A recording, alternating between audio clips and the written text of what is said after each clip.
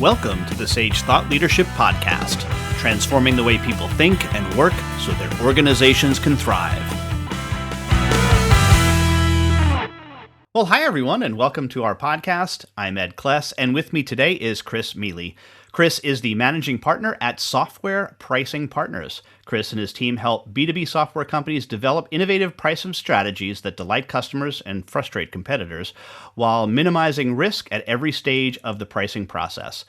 This singular focus has inspired the most advanced monetization methodology in the B2B software industry and delivers top-line growth, better profitability, and higher valuations. Welcome to the Sage Thought Leadership Podcast, Chris.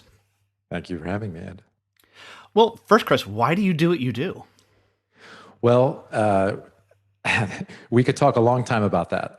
I think the easiest way to describe it would be we like unlocking potential. So I like doing that in my kids. I like doing that with my friends who have their own businesses. But at Software Pricing Partners, and for most entrepreneurs, and I started a software company in the late 90s from the ground up, you are saddled with lots of constraints. And it turns out, and I didn't realize this at the time, that pricing is a huge science and also an art. And it's all about removing constraints.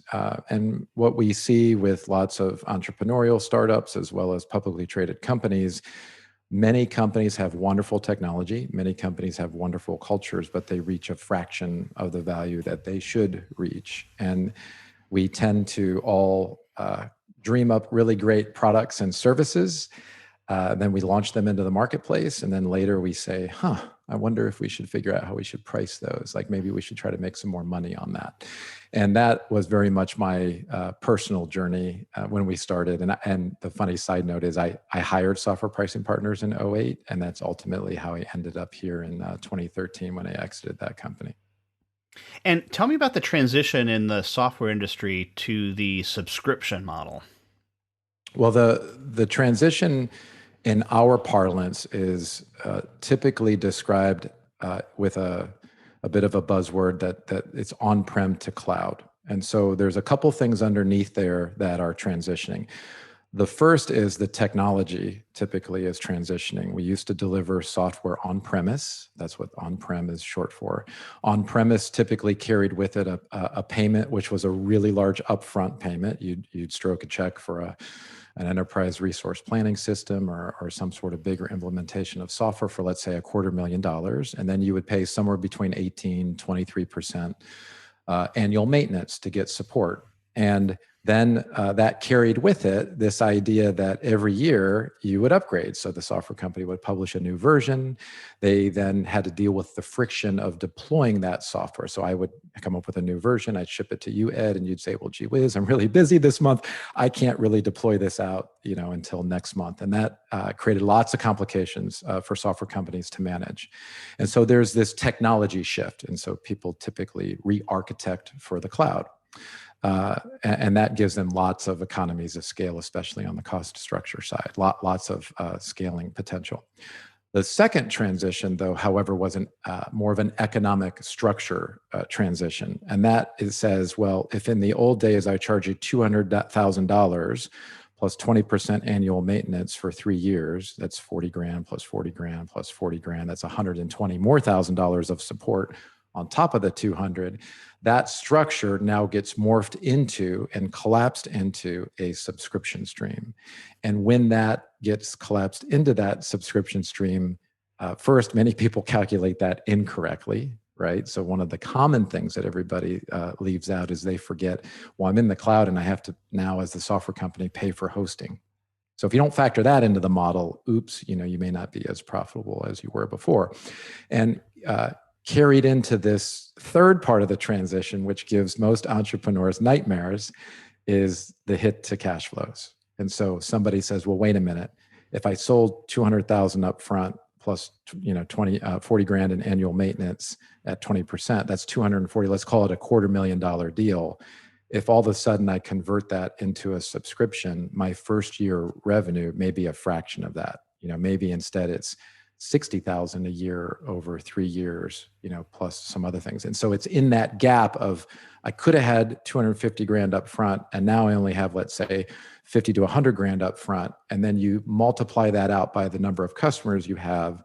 It's a really, really, really big number. And it's a really potentially scary transition. And if not done correctly, can do great harm to the economics of the revenue model, the sort of economics of the company. It can force software companies into capital raising and all kinds of things that they might not be ready for. Yeah, I've heard it referred to as swallowing the fish, because that's what the graph looks like. The whale, yeah. The whale, yeah. So talk to me a little bit about some strategies to overcome that. Well, the first, I think, strategy to overcome is that there needs to be a relationship between how you price your on-prem traditional structure and your cloud. You can't have something that doesn't tie back with logic. You can't have one a $200,000 price tag over here and then a $150,000 price tag over here, but there's no relationship between the two. It's the same product. The architecture is different. And you can argue that the user experience is different, but the customer doesn't really care about that. They just want the product and the capabilities. They don't maybe necessarily care about what form the capabilities come in. And so one of the things that has to happen is that mathematical relationship between offering it in the traditional and offering it in the cloud needs to be worked through.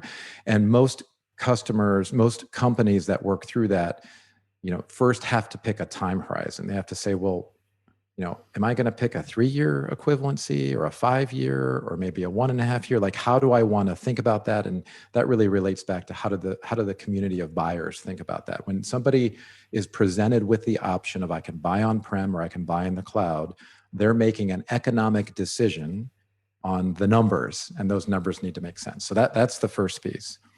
The second piece, and I think this is especially relevant for ISVs or service providers or people that offer applications or other things maybe on top of the Sage core system, and that is you cannot forget about your services. And often in the transition is a time to reimagine those services.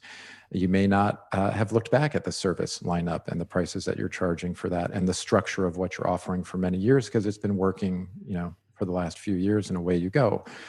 But the services component is a way to close the gap. It's a way to make it less scary. And if you think about what an ISV is creating in an application, we're going to call that intellectual property. It's a capability delivered. It just happens to have a wrapper of software or an application around it.